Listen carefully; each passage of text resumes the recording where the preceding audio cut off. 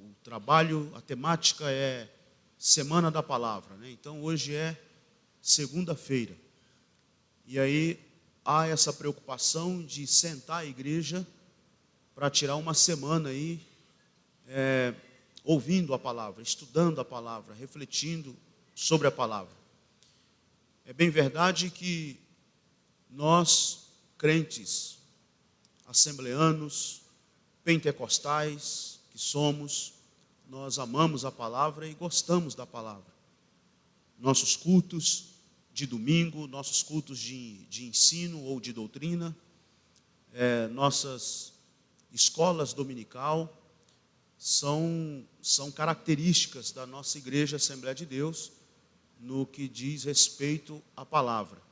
Então, assim, nós somos uma igreja acostumada com a palavra, mas esse trabalho de Semana da Palavra, parar a igreja, parar aí, vamos dizer assim, as atividades normais para sentar a igreja e ter esse momento de um aprofundamento maior, de uma dedicação maior, de um aproveitamento maior para a palavra, é de suma importância, é fundamental, e eu quero parabenizar a iniciativa da liderança desta igreja e com esta preocupação de instruir os crentes na palavra. Nós sabemos que neste início de ano, estamos ainda no primeiro mês do ano, mês de janeiro, e acontecem muitos trabalhos, muitos eventos nas igrejas. Eu mesmo mal comecei o ano e já estava pregando. Eu já venho aí de mais de 15 dias de pregações na cidade de Curitiba, no Paraná, em São Paulo. Ontem mesmo eu estava no interior de São Paulo, cheguei já de madrugadazinha em casa, preparando as coisas para vir para cá, e não estou aqui de forma alguma criticando os trabalhos por onde passei, não é essa a minha intenção, Deus que me guarde disso, pelo contrário, me senti de igual modo honrado em todos os trabalhos por onde passei, ao longo desses 15 dias, ou um pouco mais de 15 dias, pregando, mas foram trabalhos assim que chamam a igreja para uma campanha, né? Vocês sabem que pegou praticamente no Brasil todo aí a campanha chamada 12 dias de clamor para 12 meses de bênçãos. Eu não tenho nada contra, preguei em várias dessas campanhas agora nos últimos dias, e não estou criticando, que fique bem claro isso.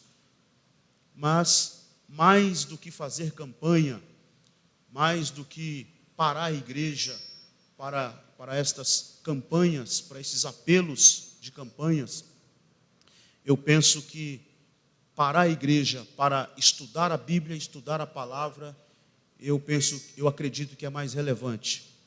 Eu acredito que produz mais. Eu acredito que dá mais resultados. Resultados a médio e longo prazo. Porque um dos grandes problemas da igreja evangélica brasileira é esse imediatismo gospel. Os crentes estão tratando a igreja, tratando a palavra de Deus, tratando o milagre e tratando a bênção como se fosse um fast food espiritual. A vitória é já, é agora, eu determino, eu decreto e é hoje, é já. Tem até algumas igrejas que oferecem esse tipo de campanha. Se você está há 30 anos lá na sua igreja e o milagre não aconteceu ainda, venha para cá porque aqui o milagre é já. E aí eu fico pensando, né, como é que as pessoas vivem assim, atrás dessa demanda mesmo, e alguns púlpitos oferecem essa proposta de atender este tipo de demanda. Mas eu quero agradecer a Deus, exaltar o nome do Senhor, por esta igreja, pela vida desta igreja, pelo líder espiritual desta igreja, que se preocupa em conduzir a igreja na palavra de Deus. Porque você pode fazer todas as campanhas de todas as igrejas, você pode fazer todos os tipos de campanhas, mas se a tua vida não estiver pautada, fincada, alicerçada na palavra de Deus, você pode ter certeza, no primeiro vento você vai. E não precisa ser vento forte, não. Uma brisazinha assim você já tomba. Mas o crente que construiu a sua casa na rocha, que é Cristo, fundamentou na palavra de Deus, vai bater os ventos também, as tempestades, mas ele vai permanecer firme, inabalável, porque ele está firmado na palavra de Deus. Queridos irmãos, eu quero falar a palavra de Deus aqui hoje à noite com os irmãos, e na verdade eu estava pensando no que falar, no que tratar aqui hoje à noite, no que estudar com os irmãos aqui hoje à noite. E eu, sinceramente, eu quero aproveitar aqui o gancho. Eu pensei comigo, vou aproveitar o gancho. Até fiz lá uma postagem na minha rede social, lá no Instagram, e na minha fanpage no Facebook, na página do Facebook, falando desse trabalho aqui. E até coloquei lá que eu faria hoje, paralelo à ministração da palavra, uma síntese do meu livro, que lancei no segundo semestre do ano passado. Eu trouxe os livros, estão aqui, e eu quero fazer esse paralelo, porque o texto que eu quero ler e o assunto que eu quero tratar com vocês é um dos pontos que eu discuto neste livro. Então, eu quero já começar apresentando para os irmãos o livro com o título Igreja Deformada, uma análise da aguda crise do movimento evangélico brasileiro. Muita gente, muitos irmãos que me acompanham nas redes sociais viram a divulgação desse livro, o lançamento que foi feito na livraria em São Paulo ano passado. Tive o lançamento oficial na nossa Escola Bíblica de Obreiros, 73ª Escola Bíblica de Obreiros, que aconteceu no mês de setembro, na nossa Igreja Sede Central, no Belenzinho, em São Paulo. E o meu pastor José Wellington Bezerra da Costa, me deu o privilégio de lançar esse livro lá na nossa Escola Bíblica. Inclusive, eu tenho aqui o prefácio do neto dele, que é o pastor José Wellington Bezerra da Costa Neto, que é presidente da Juventude no Brasil, a Juventude Assembleana no Brasil.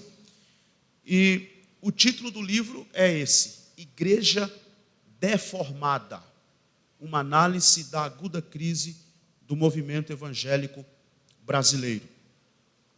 Qual é a ideia e qual é a proposta que está por trás do título? Na verdade, esse título, Igreja Deformada, é uma provocação.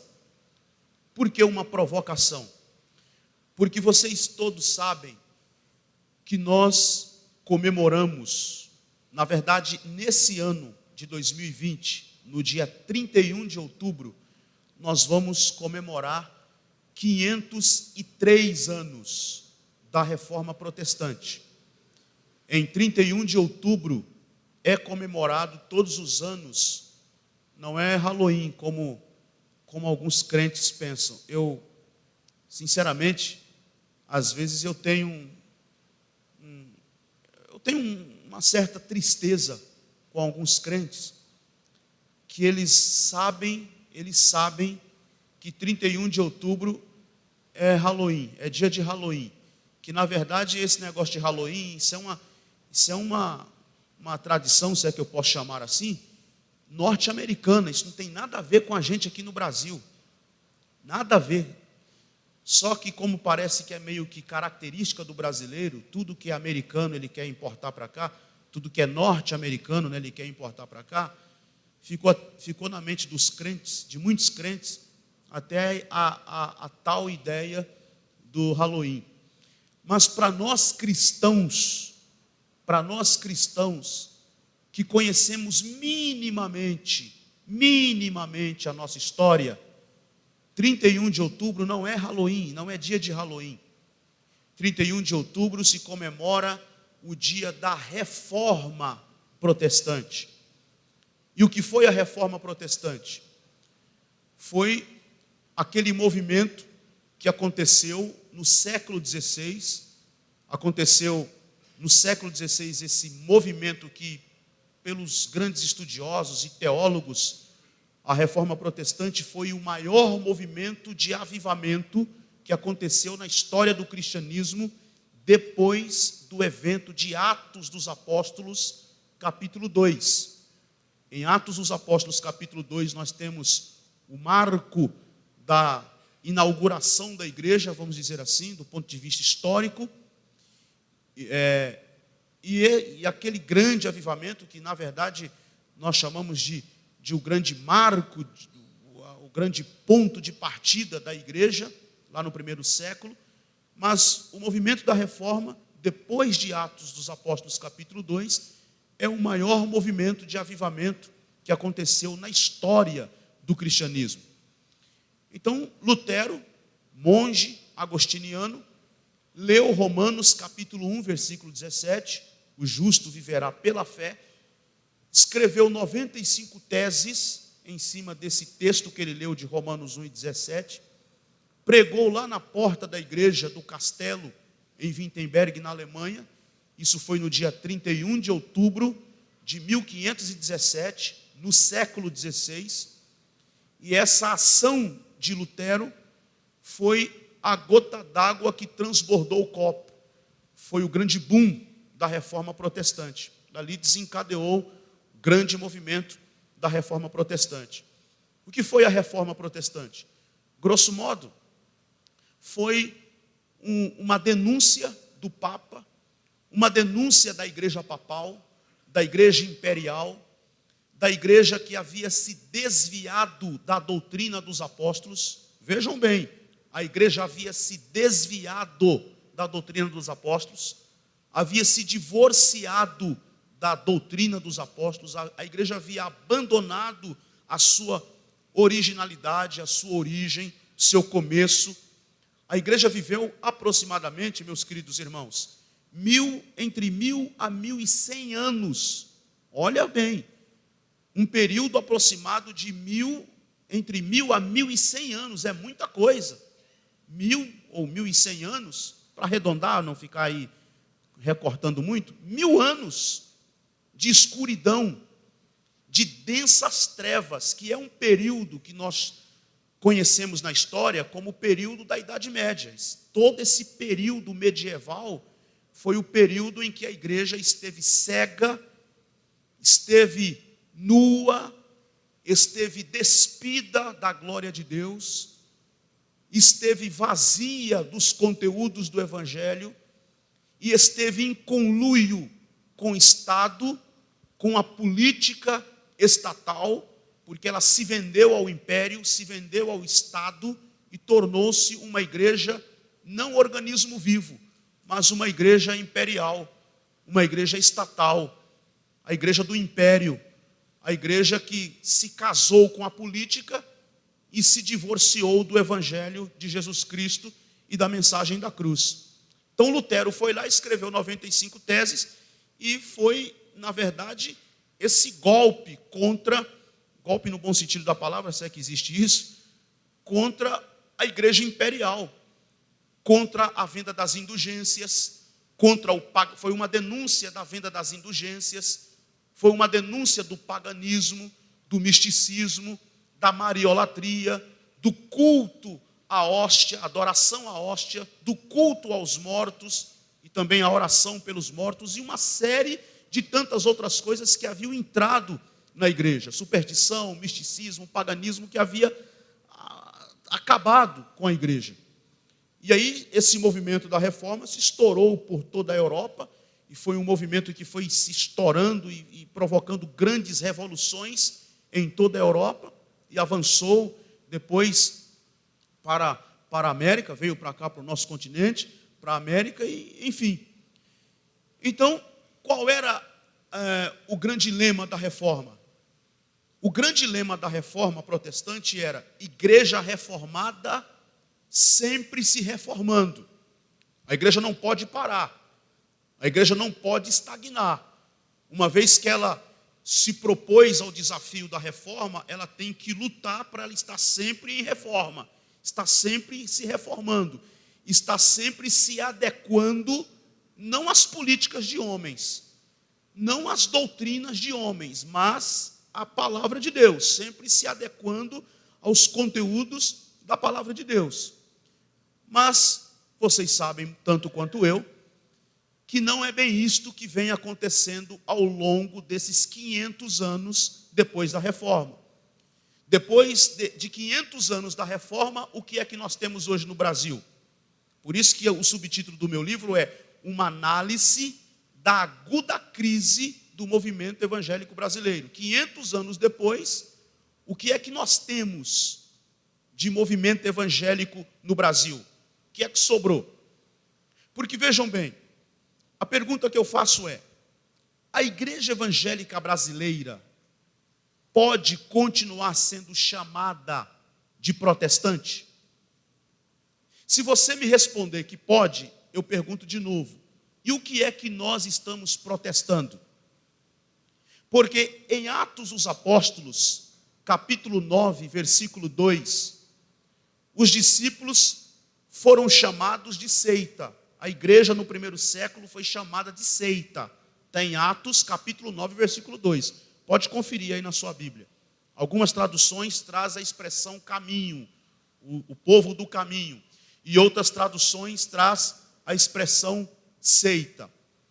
Depois, em Atos dos Apóstolos ainda, capítulo 11, versículo 26, você pode conferir aí também, passamos a ser chamados de cristãos. Eu digo passamos pensando no sentido amplo de igreja, sentido geral de igreja. Mas em Atos capítulo 11, versículo 26, está escrito que pela primeira vez em Antioquia, os discípulos foram chamados de cristãos. Depois, após o movimento da Reforma Protestante do século XVI, passamos a ser chamados de protestantes. Porque aí aconteceu a primeira grande cisão. Você tem católicos, cristãos católicos e cristãos protestantes. E nós passamos a ser chamados de protestantes. 500 anos depois, como a igreja evangélica brasileira já não anda protestando muita coisa mais, mesmo, passamos a ser chamados agora de evangélicos.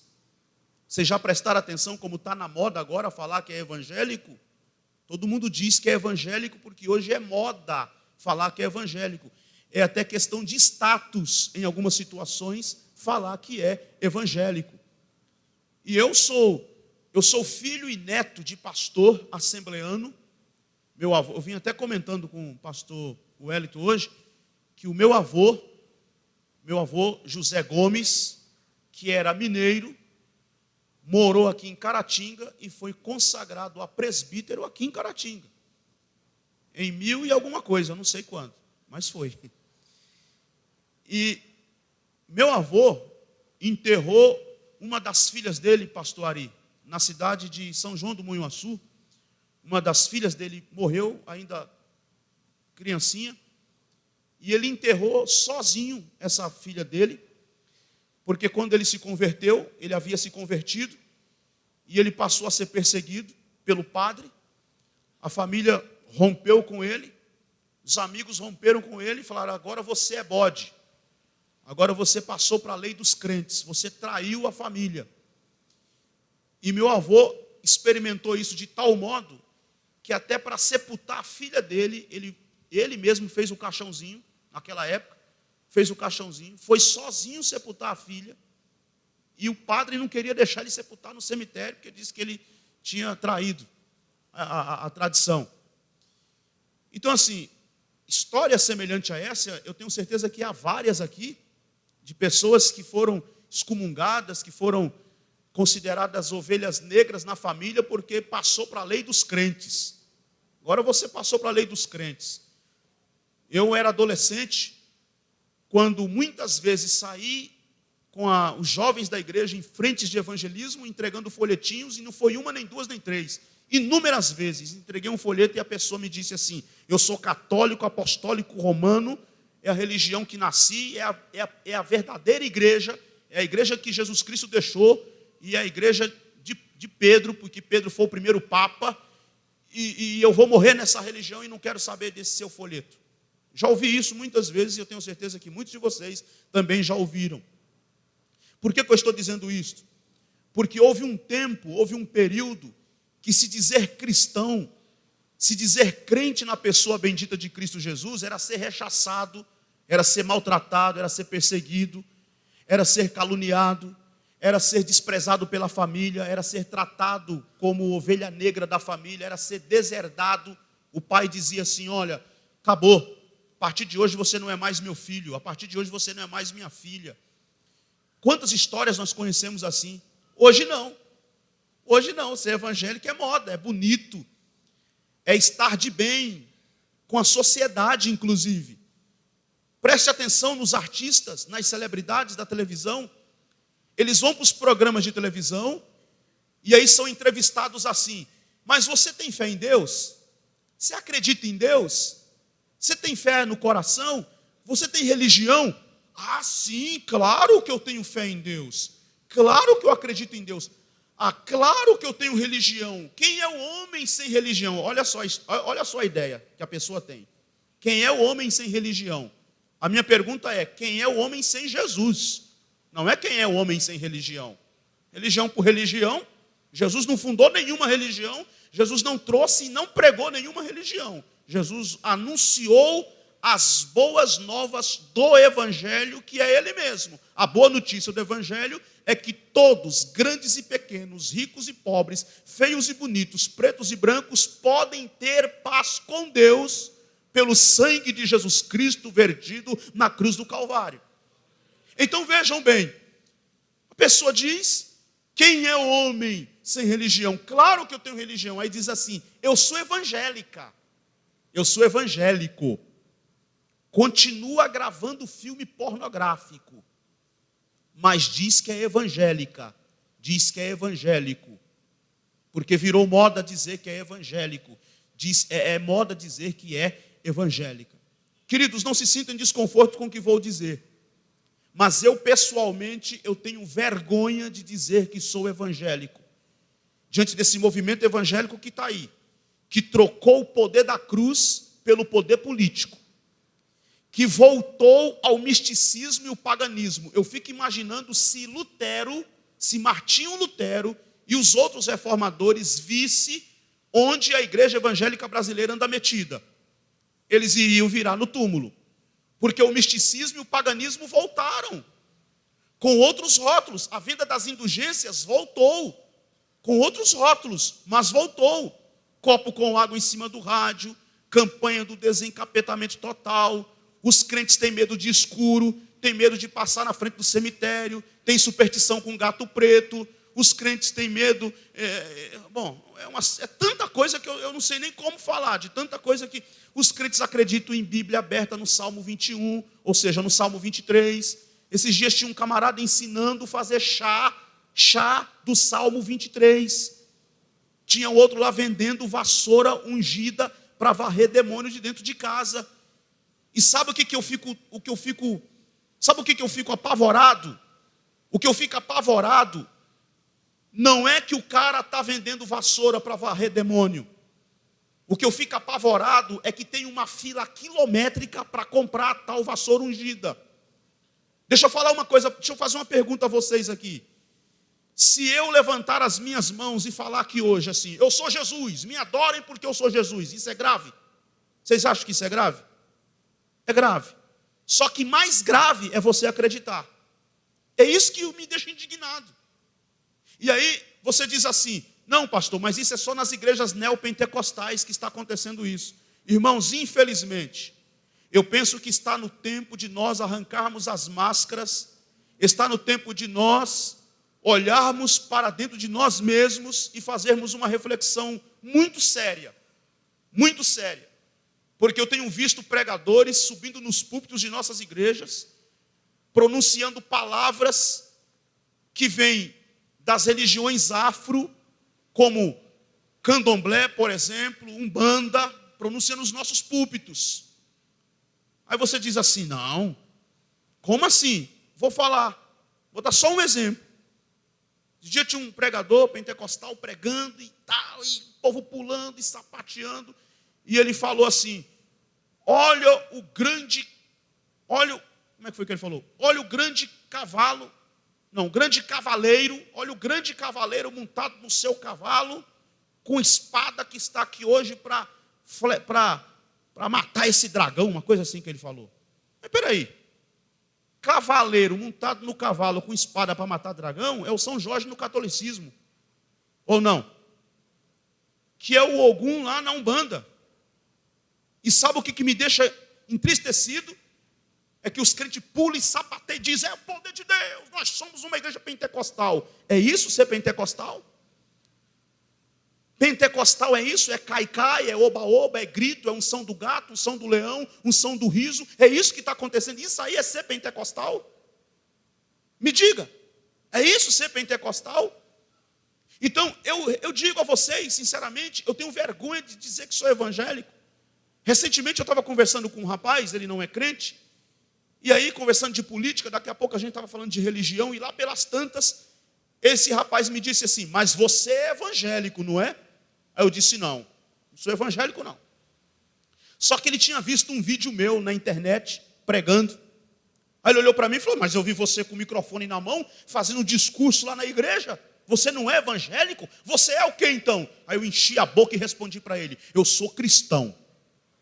Mas e tem diferença? Eu digo, tem. E aí preguei o evangelho para aquele rapaz, mostrando a diferença do que é ser cristão do ponto de vista do evangelho e o que é ser evangélico nesses moldes ou nesta perspectiva pós-moderna de uma igreja que já negociou os valores de Cristo e a mensagem da cruz de Jesus Cristo. Então, queridos, em linhas gerais, estou aqui fazendo uma síntese do livro. Claro que tem muita coisa aqui, eu não vou falar do livro todo aqui.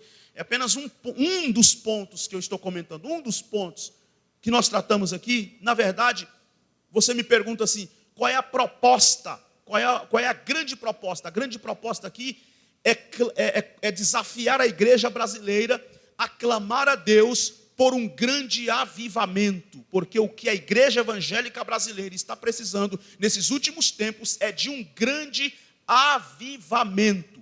Mas avivamento não é marcha para Jesus, avivamento não é balada gospel, avivamento não é show gospel, avivamento não são esses movimentos que estão acontecendo no Brasil aí, como eu já disse aqui, unção do gato, unção do leão, unção do riso, e esse cai-cai, essa coisa esquisita e muito estranha que está acontecendo, que estão chamando isso de pentecostalismo. Eu sou pentecostal por formação e por convicção, creio nos dons espirituais, creio no batismo no Espírito Santo com evidências de falar em outras línguas, creio na contemporaneidade dos dons, mas eu não posso e não vou me calar diante deste oba-oba e desse movimento que está acontecendo neste país. E eu escrevi esse livro com este coração, com esse espírito de desafiar a igreja brasileira a clamar a Deus por um grande avivamento, porque Deus quer dar avivamento para a igreja brasileira, Deus quer dar avivamento para o Brasil, porque eu creio do fundo do meu coração, irmãos, quem fundou a igreja não foi o Papa, quem fundou a igreja não foi Pedro, e muito menos a igreja foi fundamentada nele, como prega o catolicismo. A igreja não foi fundada pelos concílios romanos, a igreja não foi criada pelo pastor, a igreja não é uma invenção das convenções das Assembleias de Deus no Brasil, e não é uma invenção dos concílios das igrejas batistas do sul dos Estados Unidos. A igreja nasceu no coração de Deus antes da eternidade, e Jesus garantiu, eu edificarei a minha igreja e as portas do inferno não prevalecerão contra ela. Eu creio na igreja, eu acredito na igreja, a igreja de Jesus, comprada, lavada pelo seu sangue e que foi plantada neste mundo, foi colocada nesta terra para ser carvalho de justiça, e a igreja tem uma missão, não é duas, não é três, não é quatro, uma missão. Qual é a missão da igreja? Ser luz do mundo, ser sal da terra, Qual é a missão da igreja? Ser anunciadora do reino de Deus e do evangelho. Qual é a missão da igreja? Amparar o pobre, o órfão, a viúva, o estrangeiro, o necessitado, guardar-se da corrupção do mundo e aguardar o grande retorno de Jesus Cristo, muito em breve, para arrebatar o seu povo. É nisso que eu creio, e esta é a missão da igreja. E aí eu quero ler com vocês aqui, Atos dos Apóstolos, capítulo 1, versículo de número 8, porque é um dos textos, como eu disse, é um dos pontos que eu discuto aqui no livro. E Atos capítulo 1, versículo de número 8, que é um versículo bastante conhecido, muito prático e muito conhecido de todos nós, e é um texto que nos mostra exatamente esta missão da igreja. É um texto que nos convida a resgatar o que é igreja. Conceito de igreja, o que é igreja, qual o propósito da igreja, qual o objetivo da igreja, qual a missão da igreja. Se alguém lhe pergunta o que é igreja, qual é a sua resposta? Se alguém lhe pergunta qual é o propósito, qual é a proposta da igreja, por que você faz o que você faz? Por que você frequenta uma igreja? Por que você participa dos cultos? Por que você exercita a tua devoção? Qual é a tua resposta? Atos capítulo 1, versículo 8. Ouçam o que diz: recebereis poder ao descer sobre vós o Espírito Santo, e sereis minhas testemunhas, tanto em Jerusalém, como em toda a Judéia e Samaria, e até os confins da terra. Vocês sabem muito bem, meus queridos irmãos, Jesus foi cheio do Espírito Santo. Jesus foi cheio do Espírito Santo. Jesus viveu uma vida intensa, cheia do Espírito Santo.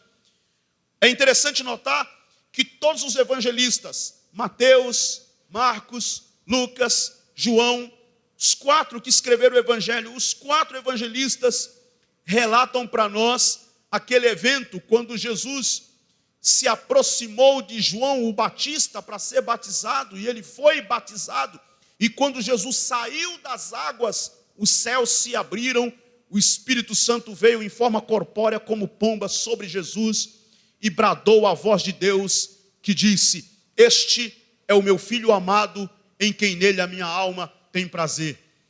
Jesus foi guiado pelo Espírito Santo. Em Lucas, capítulo de número 4, abra sua Bíblia aí no Evangelho de Jesus segundo Lucas, capítulo de número 4, versículo de número 16. Jesus entrou na sinagoga num dia de sábado, isso lá em Nazaré, a cidade onde ele foi criado. Capítulo 4, versículo 16, indo para Nazaré, onde fora criado, entrou num sábado na sinagoga, sendo o seu costume, e levantou-se para ler. Então lhe deram um livro do profeta Isaías, e ele abriu o livro e achou o lugar onde estava escrito: o Espírito do Senhor está sobre mim, pelo que me ungiu para evangelizar os pobres, enviou-me para proclamar libertação aos cativos e restauração da vista aos cegos, para pôr liberdade aos oprimidos e apregoar o ano aceitável do Senhor. Versículo 20.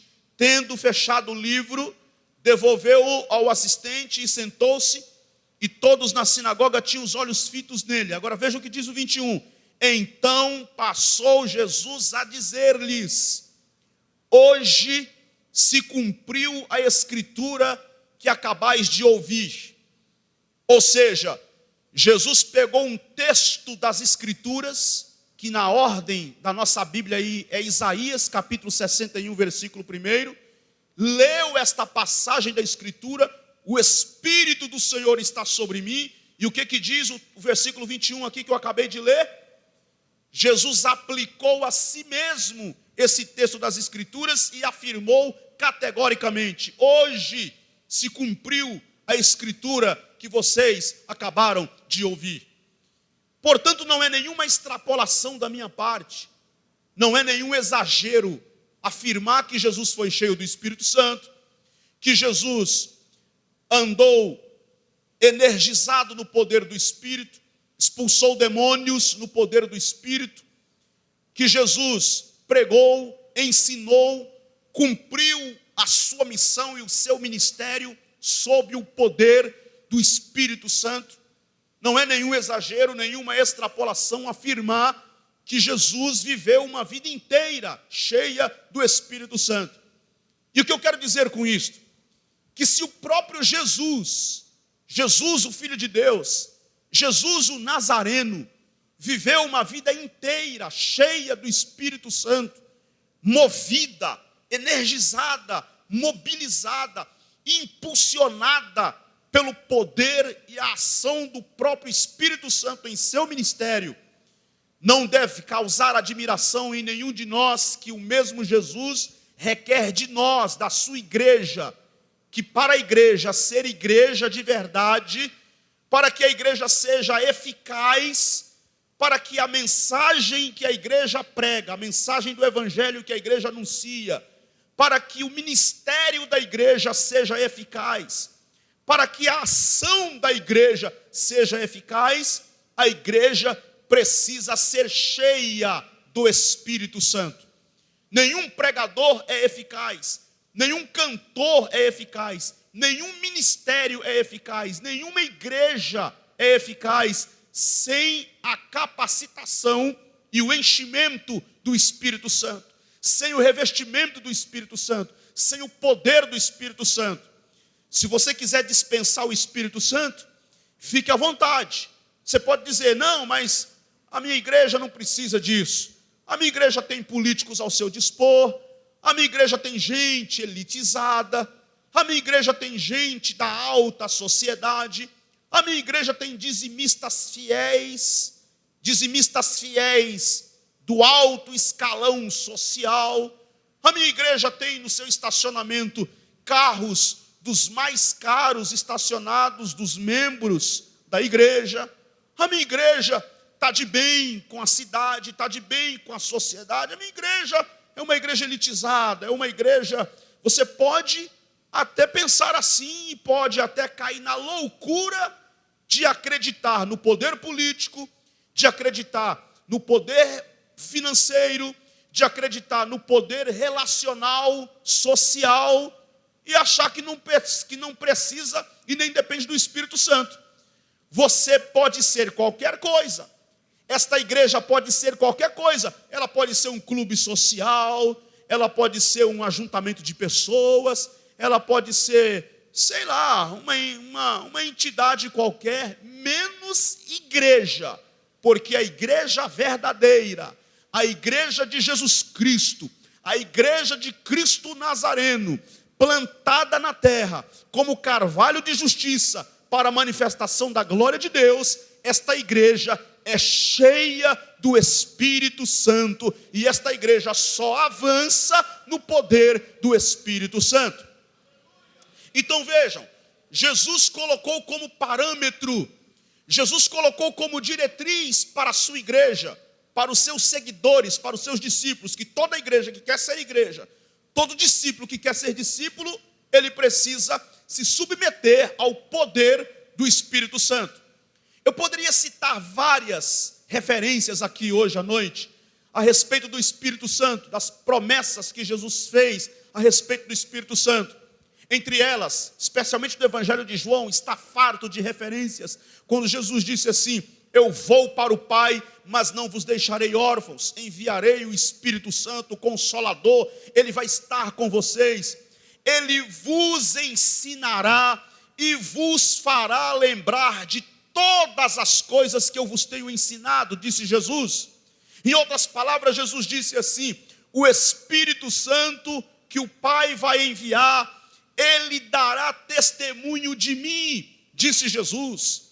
Na grande festa, lá em João capítulo 7, versículo 37, quando Jesus disse: quem tem sede, venha a mim e beba, porque como diz as Escrituras, quem crê em mim, do seu interior fluirão rios de água viva. E aí eu acho interessante o versículo 39, porque no versículo 39, João faz o comentário do que significa o que Jesus estava dizendo: quem tem sede, venha a mim e beba. E João explica dizendo o seguinte: ele disse isso com respeito ao Espírito que haviam de receber os que nele crescem, porque até aquele momento o Espírito não havia sido dado ainda, porque Jesus ainda não havia sido glorificado. Pois bem, Jesus foi à cruz, morreu, seu corpo morto e inerte foi tirado da cruz e colocado numa sepultura emprestada de um homem por nome José de Arimateia. Ao terceiro dia, Deus o Pai ressuscitou Jesus Cristo, seu Filho. Ele ressuscitou, saiu da sepultura, apareceu a Maria, apareceu a outra Maria, apareceu aos 2 discípulos do caminho de Emaús, apareceu a Tomé em particular, apareceu aos discípulos que estavam trancados numa casa com medo dos judeus, e Jesus entrou e disse: paz seja convosco. E Paulo, na primeira carta aos Coríntios, capítulo 15, diz que ele foi visto por mais de 500 irmãos, de uma só vez, após a sua ressurreição. E muito provavelmente que Paulo estivesse se referindo a este dia aqui, de Atos capítulo 1, versículo 8, quando Jesus disse: recebereis o poder do Espírito Santo que há de vir sobre vós. Muito provavelmente, quando Paulo escreveu na primeira carta aos Coríntios, capítulo 15, que ele foi visto por mais de 500 irmãos de uma só vez, após a sua ressurreição, ele estivesse se referindo a esse dia aqui. Por quê? Porque estas palavras de Jesus no versículo 8 foram as últimas palavras que Jesus pronunciou aqui nesta terra. Quais foram as últimas palavras pronunciadas por Jesus aqui? Suas últimas palavras foram exatamente estas aqui: recebereis o poder do Espírito Santo que há de vir sobre vós, e sereis as minhas testemunhas, tanto em Jerusalém, como em toda a Judéia e Samaria, e até os confins da terra. Aí você me pergunta: mas como é que você sabe? E por que você faz essa afirmação? Por causa do versículo 9. Eu não estou inventando nada, está aí no versículo 9. O que diz o versículo 9? Ditas estas palavras, foi Jesus elevado às alturas à vista deles, e uma nuvem o encobriu dos seus olhos. E estando eles com os olhos fitos no céu, enquanto Jesus subia, eis que 2 varões vestidos de branco se puseram ao lado deles e lhes disseram: varões galileus, por que estáis olhando para as alturas? Esse Jesus que dentre vós foi assunto ao céu, virá do modo como o vistes subir. Então as suas últimas palavras foram exatamente estas: recebereis o poder do Espírito Santo. Eu acho isso aqui maravilhoso, pastor Eliseu, extraordinário. Olha o que Jesus, olha as últimas palavras de Jesus. Jesus poderia ter dito assim: olha, vocês vão ter grandes igrejas, pode deixar, porque eu vou abençoar vocês, e vocês vão ter grandes ministérios, e vocês vão ter um ministério próspero, e vocês vão ter um ministério reconhecido, e vocês vão pregar pelo mundo todo, e vocês vão fazer e acontecer. Jesus podia ter falado tantas outras coisas, mas olha o que Jesus diz, suas últimas palavras, suas palavras finais. Jesus, quais são as suas últimas palavras? Suas palavras finais, suas considerações finais, antes do Senhor ascender aos céus: recebereis o poder do Espírito Santo que há de vir sobre vós, para serem as minhas testemunhas, tanto em Jerusalém, como em Samaria, em toda a Judéia e até os confins da terra. Agora ouçam, Jesus ascendeu aos céus, os anjos exortaram os discípulos, como eu acabei de ler a vocês aqui. Eles foram para Jerusalém, começaram a orar no cenáculo, reuniram-se lá no cenáculo em oração e começaram a orar. Esse período de oração durou 10 dias exatamente. Por que 10 dias? Porque Jesus morreu e ressuscitou na festa da Páscoa. Atos capítulo 1, versículo 3. Ele morreu e ressuscitou na festa da Páscoa. E após a sua ressurreição, ele ficou 40 dias falando com eles a respeito do reino de Deus. A festa dos Pentecostes era uma festa que está no calendário judaico, que acontecia 50 dias depois da festa da Páscoa. Por isso chamado de Pentecostes. Pentecostes quer dizer 50, é o número 50, é o 50º dia. Então acontece a festa da Páscoa, eles contam 50 dias, 50 dias depois acontece a festa dos Pentecostes.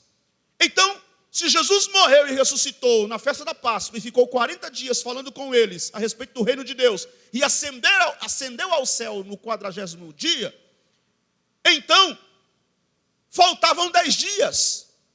E foi exatamente esse período que eles ficaram em oração. E aí Atos capítulo 2, versículo 1 diz isso para nós.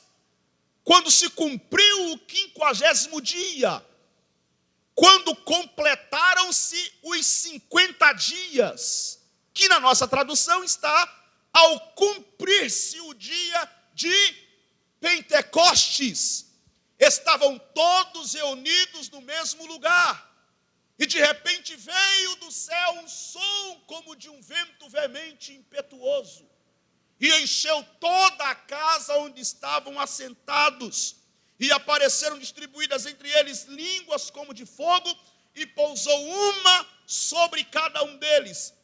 Todos ficaram cheios do Espírito Santo e começaram a falar em outras línguas, conforme o Espírito Santo lhes concedia que falassem. Agora vejam vocês, olha o que é uma igreja cheia do Espírito Santo. Eles estão reunidos, é um número de 120 pessoas, Atos capítulo 1, versículo 15. Vocês estão conferindo aí as referências que eu estou citando, não estão? Estão conferindo aí, né? Porque outro dia eu falei que era 120, aí alguém foi lá na internet. Onde está escrito isso, que era 120? Falei, acabei de falar aí na pregação, irmão, Atos capítulo 1, versículo 15. Eu não respondi, né? Porque eu não respondo ninguém na internet, não. Deixa eu falar à vontade. Fica à vontade. Internet é terra de ninguém mesmo. Eu posto lá o conteúdo e deixo. E aí eu acho incrível como que você escreve a pessoa entende Z. E eu sou responsável pelo que eu falo, e não pelo que você entende. Que de repente o que você entendeu não tem nada a ver com o que eu falei. Atos capítulo 1, versículo 15. É claro que quando a gente fala de número na Bíblia é sempre aproximado, nunca é exato. Mas, por exemplo, Atos 2, 41, qual foi o número dos convertidos, dos primeiros convertidos? Quase 3.000 pessoas.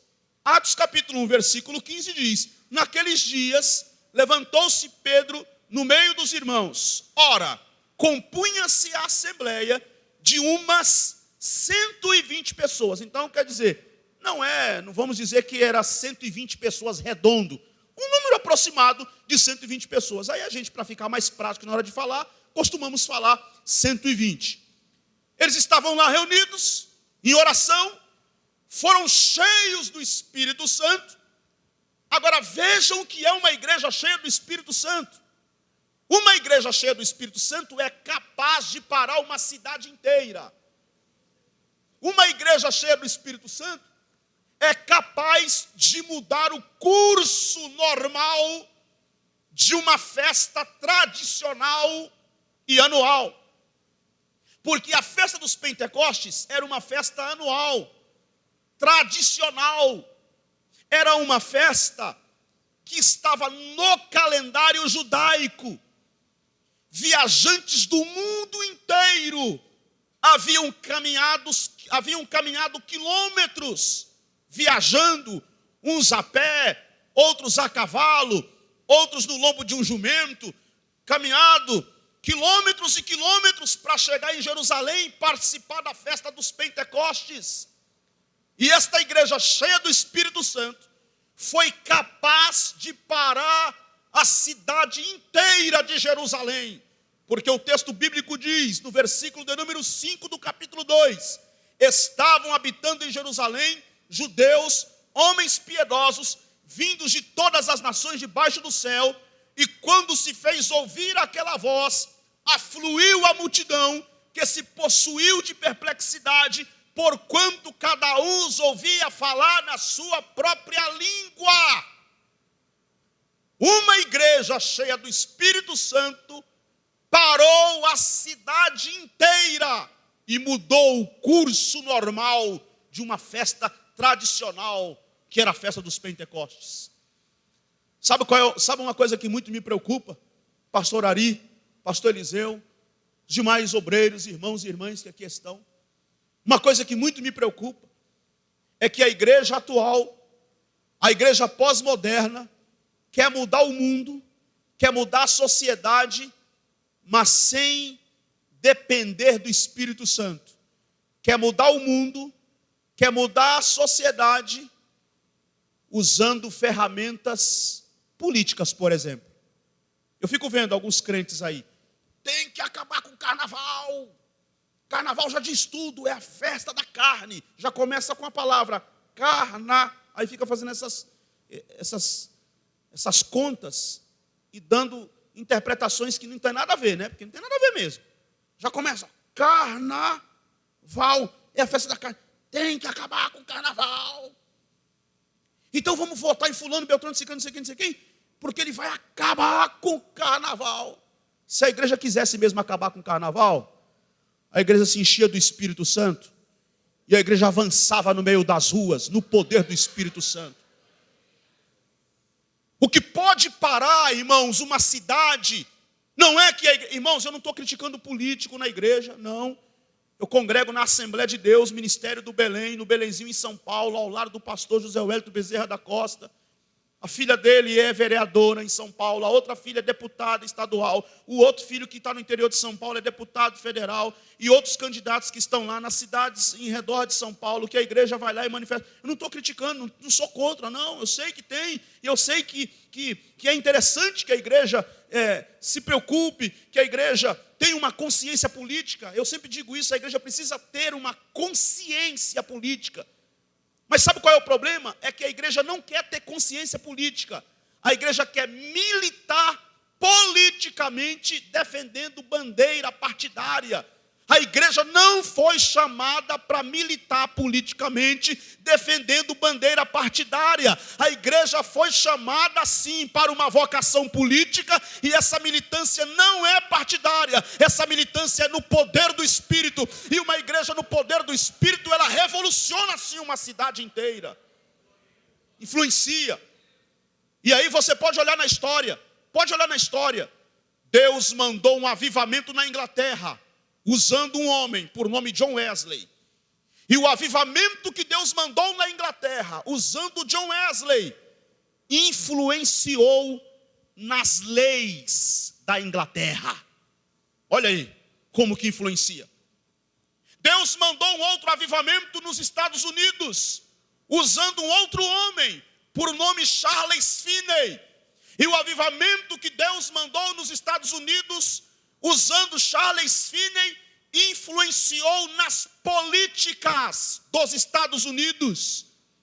Então a igreja pode influenciar na política sem se vender.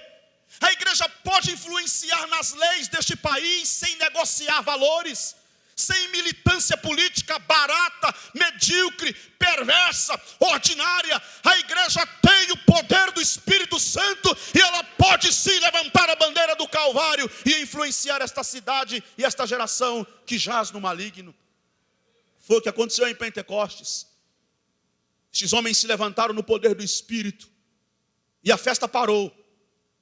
Parece que eu vejo toda aquela multidão parando. Que barulho é esse? Porque o versículo diz: a multidão ouviu aquela voz e afluiu, possuída de perplexidade, porquanto cada um os ouvia falar na sua própria língua. E aqui está um detalhe interessante que nós pentecostais muitas vezes desprezamos. O grande milagre em Pentecostes não foi que eles enrolaram a língua e falaram numa língua que ninguém entendeu. Não foi esse o grande milagre. O grande milagre em Pentecostes é que toda aquela multidão que estava ali, advinda das mais variadas nações de debaixo do sol do mundo daquela época, cada um os ouvia falar na sua própria língua das grandezas de Deus. Nós pentecostais pregamos o batismo no Espírito Santo com evidências de falar noutras línguas. Nós pentecostais defendemos o batismo no Espírito Santo com a evidência da glossolalia. Os nossos irmãos tradicionais dizem que aqui em Atos capítulo 2, não aconteceu isso. Aqui em Atos capítulo 2, foram apenas e unicamente línguas nativas das nações, das pessoas que ali estavam. Que é de fato, está no texto. Mas nós pentecostais vamos além na nossa fé. E o texto nos dá esta informação, nos dá também esta base. Foi sim a língua nativa dos que ali estavam. Mas houve também o batismo no Espírito Santo, nesse sentido que a gente diz, das novas línguas, da glossolalia. Lá na frente depois, da igreja já estabelecida, isso vai ficar mais claro, especialmente com Paulo, que vai trabalhar a questão dos dons espirituais e vai falar do dom de línguas, o dom das línguas, que é uma outra discussão.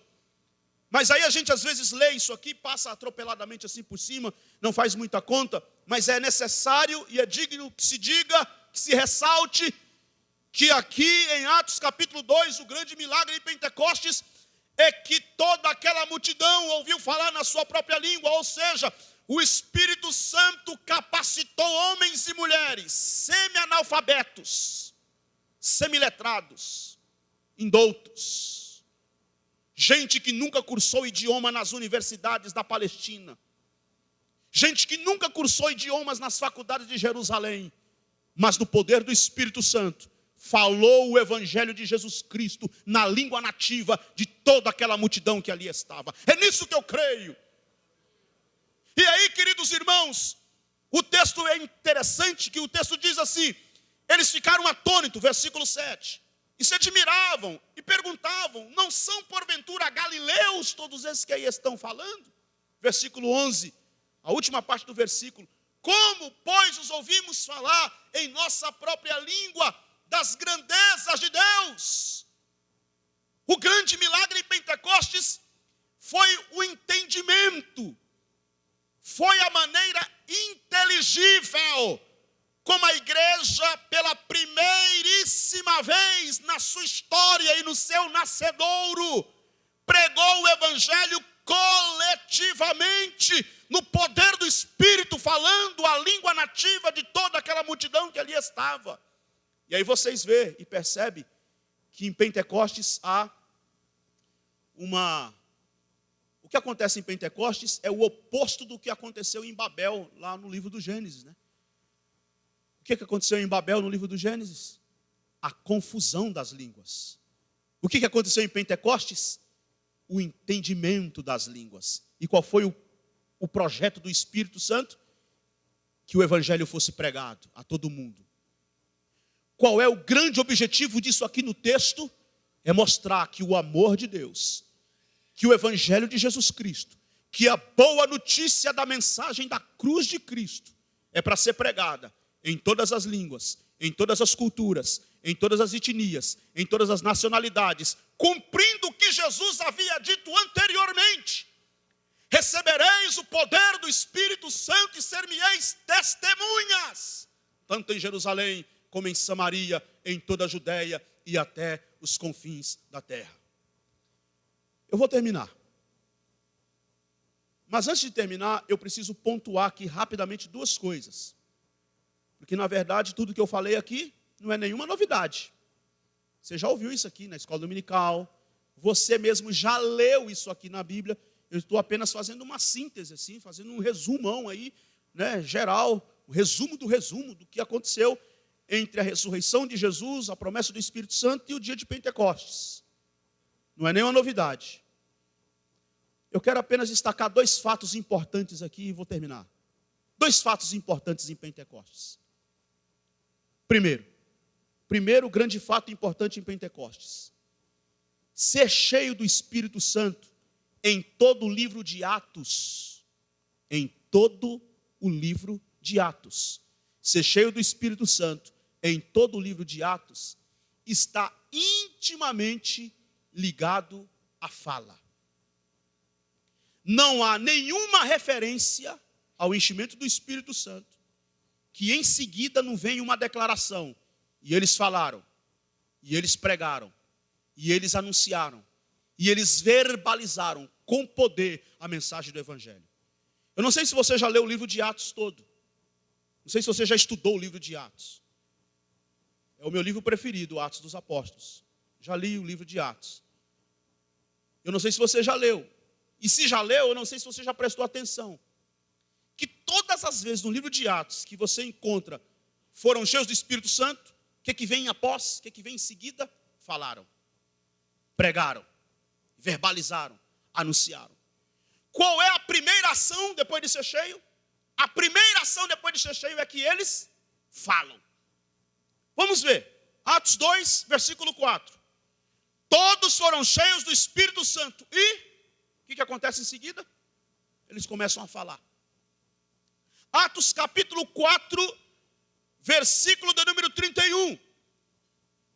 O Pedro e João, depois de serem liberados do Sinédrio, encontraram-se com a igreja, reuniram-se em oração, começaram a orar. Versículo 31. Tendo eles orado, tremeu o lugar onde estavam reunidos, todos ficaram cheios do Espírito Santo. E o que acontece em seguida? Com intrepidez, anunciavam a palavra. E assim por diante, em todo o livro de Atos. Sempre que foram cheios, em seguida falaram. Foram cheios, falaram. Foram cheios, falaram. Foram cheios e começaram a falar. Foram cheios e pregavam. Foram cheios e anunciavam. O que eu quero dizer com isto? Eu tenho as minhas desconfianças. Não se sinta em desconforto com o que vou dizer. Mas eu tenho as minhas desconfianças. Eu tenho as minhas reservas. Eu tenho o meu pé atrás com pregadores, com pastores, com líderes, com crentes, com igrejas que se diz cheia do Espírito Santo. Aqui, no dia do congresso. No dia do congresso todo mundo pula, levanta a perna. Está cheio, estou cheio, irmão. Eita, muita glória, muito poder. Um dia um irmão falou para mim, pastor, foi muito poder, mas foi tanto poder que nem pregação teve. Eu falei, então tem coisa errada aí, hein? Que poder é esse que nem pregação teve? O outro falou assim, foi tanto poder, pastor, mas e a mensagem, irmão? Foi ali, rapaz, foi tanto poder que eu não sei nem onde foi que o pregador pregou. Fiquei cego de poder. E aí aqui, estou cheio, estou cheio. E aquela coisa toda. Eu sei, irmão, que congresso é isso mesmo. Congresso, um culto de avivamento, né? É para isso mesmo, os crentes vão se alegrar, o culto tem uma dinâmica diferente, né? Glória a Deus, nós somos pentecostais, levantamos a mão e glorificamos a Deus, e falamos em língua, e somos renovados, e Jesus batiza, e Jesus cura, e o crente fica alegre mesmo, e pula mesmo, e salta mesmo. Não estou criticando não, é isso mesmo. Eu não nego que eu sou pentecostal por formação e por convicção. Pula mesmo, te alegra mesmo na presença de Deus, sinta o poder de Deus, maravilha. Mas ser cheio do Espírito Santo não se resume a rodopiar num culto de congresso. Ser cheio do Espírito Santo não se resume em pular de um pé só numa noite de avivamento, um culto pentecostal, de gente recebendo batismo no Espírito Santo e cura divina e pronto. Que aí, aqui ele é cheio do Espírito Santo. Mas lá na rua dele ninguém nem sabe que ele é crente. Sou cheio do Espírito Santo, é? Mas lá no trabalho dele ninguém nem passa pela cabeça dos colegas dele de trabalho que ele é crente. Sabe por quê? Não é porque ele anda dando mau testemunho, não. Às vezes ele é uma pessoa de testemunho lá, uma pessoa exemplar, uma pessoa do bem, uma pessoa honesta. Não é isso, não. É porque ele não fala de Jesus nunca. Nunca, não fala de Jesus nunca. E eu queria saber que poder do Espírito é esse. Eu estou cheio do poder do Espírito Santo, eu tenho o poder do Espírito Santo, mas não tenho nenhuma vontade de falar de Jesus. Pelo contrário, eu tenho até vergonha. Tem coisa errada. Porque o poder do Espírito Santo foi dado à igreja, não foi com outro objetivo.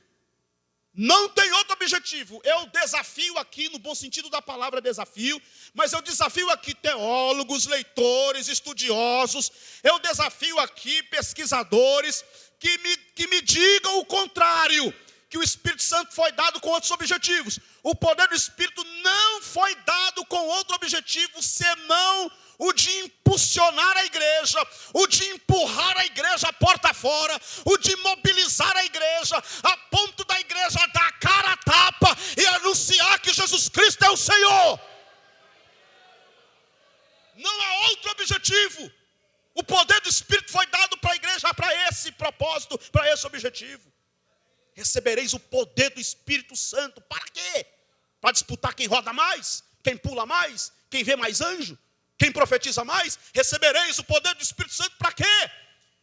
Para anunciar, para pregar, para testemunhar de Jesus.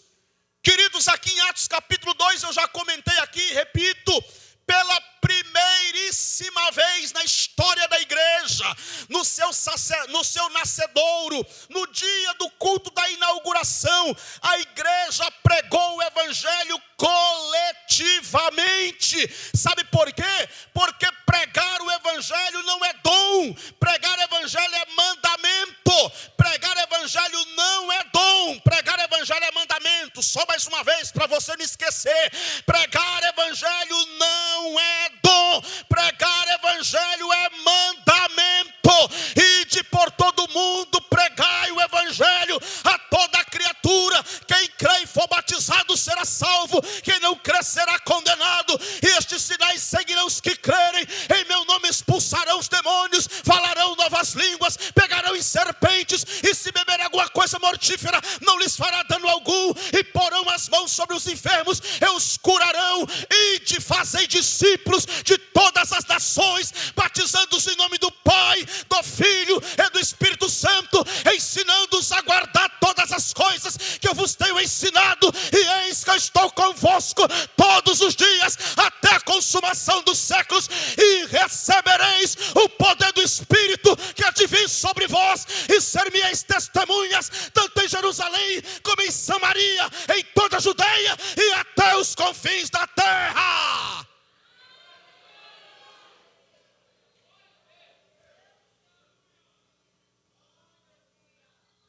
Eu já ouvi crente que reclamou isso para mim: pastor, eu não prego o evangelho porque eu não tenho dom. Por isso que eu não prego. Mas pregar o evangelho não é dom. Não confunda a ordem, o mandamento, o imperativo de Jesus de pregar o evangelho com o dom da palavra ou da ciência que Paulo está falando lá na carta aos Coríntios. É outra história, é outra coisa que Paulo está falando lá. Pregar o evangelho é mandamento, é ordem. Esta responsabilidade ninguém se excusa dela. Pastor, mas eu não tenho um cargo na igreja. Mas você é um cristão verdadeiro? Passou pela experiência legítima de conversão, do novo nascimento? Passou pelo Calvário? O maior cargo que você pode ter é o de pregar o evangelho. Pastor, mas eu não sou presbítero, não sou evangelista, não sou missionário. Repito, o maior cargo que foi dado a um homem na terra, ou a uma mulher, é pregar o evangelho. Sabe por quê? Porque pregar o evangelho é tão nobre. Pregar o evangelho é tão nobre. Não há nada mais nobre, não há nada mais extraordinário do que ser anunciador do evangelho, que a Bíblia diz que os anjos desejaram isto. Os anjos almejaram assumir esta tarefa. Deixa conosco, Deus. Deixa conosco, a gente vai salvar o mundo. Deixa conosco. E Jesus disse: não. Não é com vocês, essa tarefa é com a minha igreja, comprada e lavada no meu sangue. A minha igreja é quem vai assumir esta responsabilidade. Sabe uma das grandes crises da igreja evangélica brasileira? Uma das grandes crises da igreja evangélica brasileira é que nós estamos terceirizando o ID. Estamos terceirizando o ID, estamos barateando a pregação do evangelho, estamos negociando o púlpito da igreja. É uma das crises da igreja evangélica brasileira. Terceirizando. Sabe por quê? Quem aqui que nunca disse assim? Eu também já disse. Eu também já disse. A gente costuma usar aquela frase assim: irmão, tem 3 jeitos de fazer missão. Ou vai, se você não pode ir, contribua. Se você não pode contribuir, ora. 3 jeitos faz missão: indo, orando e contribuindo. Aparentemente é uma frase e uma colocação até piedosa. Mas qual é o problema desta frase? Eu não estou dizendo que não é para contribuir, claro que não sou doido. Também não estou dizendo que não é para orar, piorou, que eu também não sou, mais doido ainda. Não se faz missão, obra missionária sem oração e sem contribuição. É necessário o engajamento, a contribuição. Você tem isso nas cartas de Paulo, por exemplo. Você tem as coletas que Paulo fez para as igrejas, para os projetos missionários, as viagens missionárias de Paulo. Tem isso, as contribuições das igrejas. Você vê isso com frequência. A questão é, até quando nós vamos ficar terceirizando o ID? Porque o crente diz assim, não, eu não vou sair daqui da minha cidade. Pastor, não dá, minha vida está aqui. Tenho minha família, tenho minha vida, trabalho. Eu não tenho como largar tudo e ir para a obra missionária. Isso é para quem tem chamada missionária, pastor. Então está aqui minha oferta, já fiz a minha parte. Está aqui minha oferta, já fiz a minha parte. E aliás, esse mês a minha oferta foi tão grande que eu acho que não preciso nem orar mais, que eu já dei oferta. Eu dei uma oferta que já cobriu até a minha oração. Não preciso nem orar. Eu disse, não, pastor, eu já orei. E na verdade eu oro pelos missionários. Quando eu vou orar, pastor, a primeira coisa que eu me lembro é dos missionários. Continue orando. Continue contribuindo. Mas nada, nada substitui o ID. A tua oferta é muito bem-vinda, mas não substitui o ID. A tua oração é muito bem-vinda, mas não substitui o ID. Mas pastor, como é que eu vou para a África? Como é que eu vou para a Bahia? Como é que eu vou para o sertão do Piauí? Como é que eu vou lá para o Vale do Jequitinhonha? Querido irmão, sabe qual é o problema nosso? O problema é que quando a gente lê ide por todo mundo, a gente lê assim, ide e pronto, acabou. Aí a gente acha assim, tem um endereço aqui, tal rua, tal lugar, tal cidade, tal continente, tem que pegar o avião. Só que o ide ali está no gerúndio, é indo. Ide é indo. Ide é indo. Atravesse a rua, mas vá. Pegue o ônibus e vá ao centro da cidade, mas vá. Saiu do seu apartamento, tem uma porta de frente com a sua. Provavelmente o seu vizinho que mora lá. Atravessa, dá alguns passos, bate na porta dele, mas vá. Você está indo para o trabalho? Vá. Você está indo à escola, à faculdade? Vá. Ide é indo. É no contexto onde a igreja está. É no contexto onde você está. Aliás, tem até uma frase que já virou até um jargão, mas não devia ter virado, que já virou até um jargão, mas nós devíamos recuperar esta frase, o sentido desta frase. Aonde há um pecador, aí está o teu campo missionário. Ide, pregai o evangelho. Nada substitui o ide. A igreja foi cheia do Espírito Santo para pregar, para falar, para verbalizar a mensagem de Jesus Cristo. Em Atos capítulo 4, a partir do versículo 8, Pedro, cheio do Espírito Santo, o que ele fez? Começou a falar. E o que foi que ele disse? Pregou o evangelho inteiro perante o sinédrio.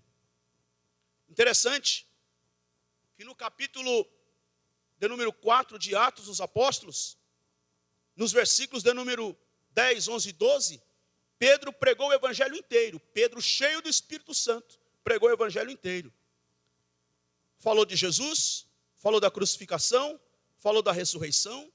No versículo 11, ele falou de Jesus como pedra rejeitada pelos construtores e que se tornou a pedra angular. No versículo 12, ele falou da salvação. E eu vou falar assim mesmo. Eu já estou aqui mesmo. E não há salvação em nenhum outro. Olha a soterologia de Pedro.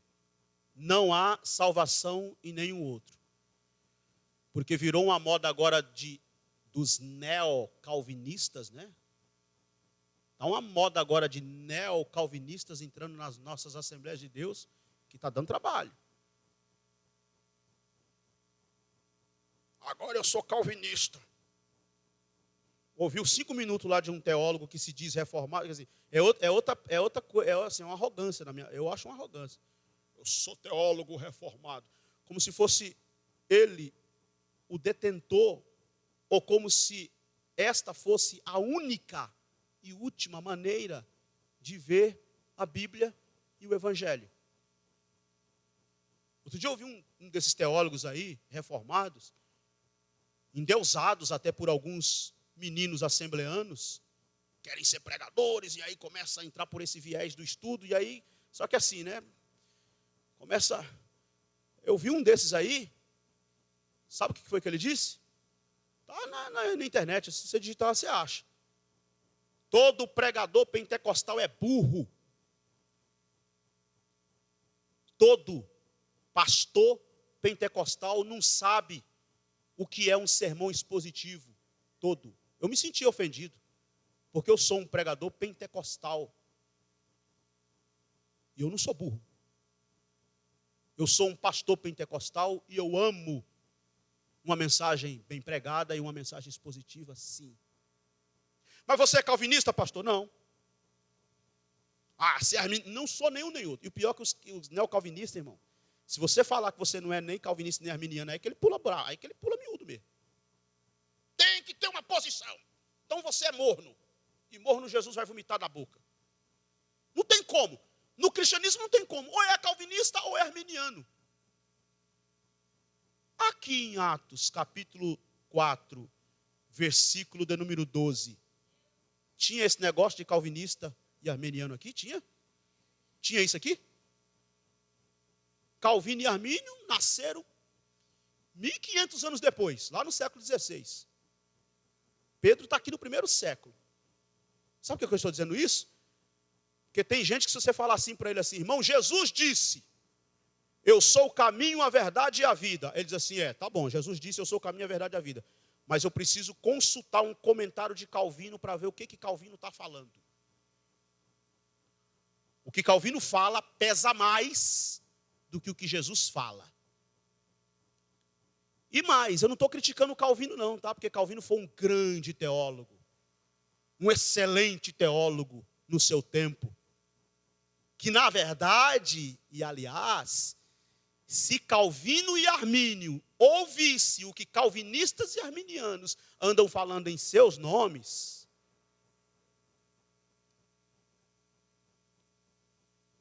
eu acho interessante esse texto, que Pedro diz assim, não há salvação em nenhum outro, porque abaixo do céu não existe nenhum outro nome dado entre os homens, pelo qual importa que sejamos salvos. Pregou o evangelho inteiro, em 3 versículos. 3 textos. E aí no versículo do número 13, o texto diz, ao verem a intrepidez de Pedro e João, sabendo que eram homens iletrados e incultos, admiraram-se e reconheceram que haviam eles estado com Jesus. É isto aqui que eu peço para o meu ministério, sinceramente. É isso que eu peço para o meu ministério. Se eu pregar e eu não passar no teste dos teólogos, se eu pregar e eu não passar no crivo dos exegetas, se eu pregar e eu for reprovado pelos biblistas e os grandes estudiosos, ou mesmo por um religioso de plantão, que fica avaliando se o pregador pregou bem ou pregou mal, mas se uma só pessoa sair dizendo assim, ouvi esse pregador e tive a sensação de que ele andou com Jesus, eu me darei por satisfeito. É isto que a igreja evangélica brasileira está precisando, de homens que andem com Deus, de homens que estejam andando com Deus e com a sua palavra. E por último, qual é o grande fato importante em Pentecostes? Em segundo lugar, recebereis o poder do Espírito Santo que há de vir sobre vós, para quê? Para ver quem prega mais, quem canta mais?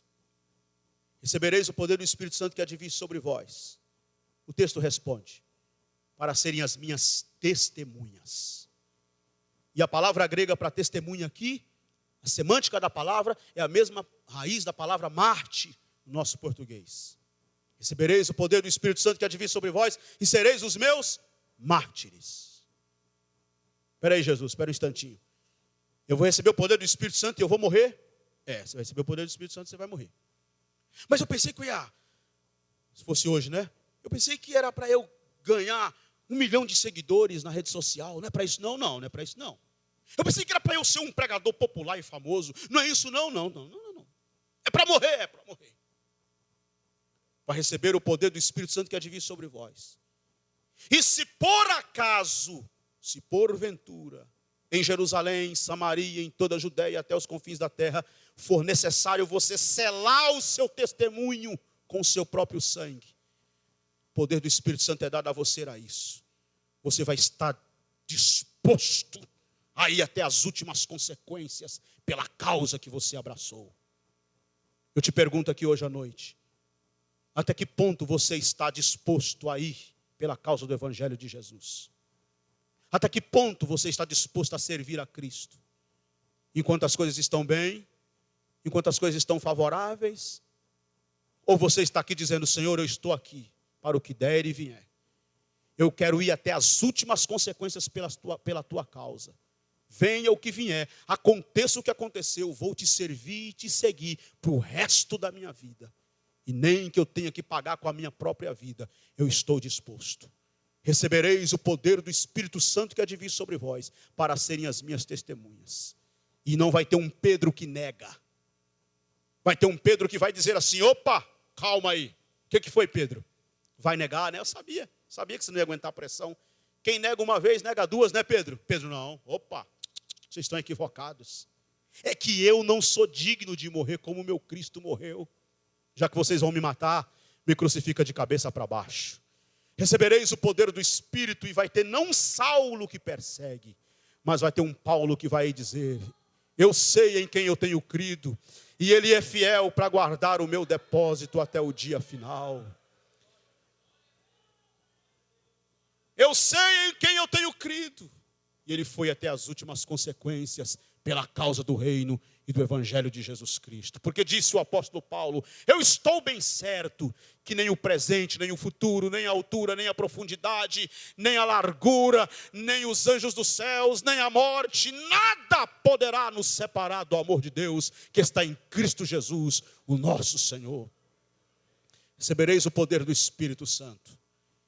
E vai ter um Policarpo, cheio do Espírito, que na beira da morte, momentos finais, a arquibancada gritando, o juiz querendo poupar, os leões ferozes, rangindo os dentes, urrando. E Policarpo bradou, dizendo no meio daquela arena, Senhor juiz, por que você fica fingindo que não sabe quem eu sou? Começou a bater no peito e a dar voltas olímpicas no meio da arena. E virado para a arquibancada ele gritava, eu sou cristão, eu sou cristão, eu sou cristão. Mas nós vamos abrir as jaulas, os leões vão lhe devorar. Senhor juiz, eu servi ao meu Senhor 86 anos, ele nunca me abandonou.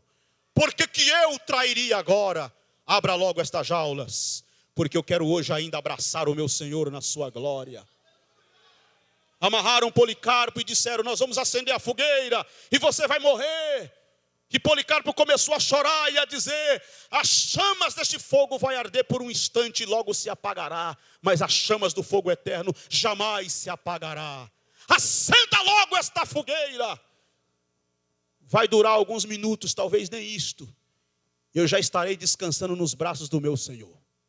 Você vai estar aí rindo, se gabando que matou mais um velho fanático.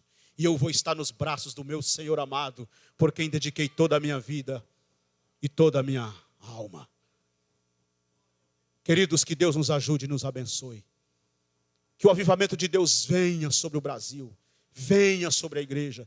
E que nós nos levantemos nesse tempo de crise pós-moderno, como pregadores da cruz, como anunciadores do reino de Deus, como homens e mulheres cheios do Espírito Santo, anunciando que Jesus Cristo é o mesmo ontem, hoje e eternamente.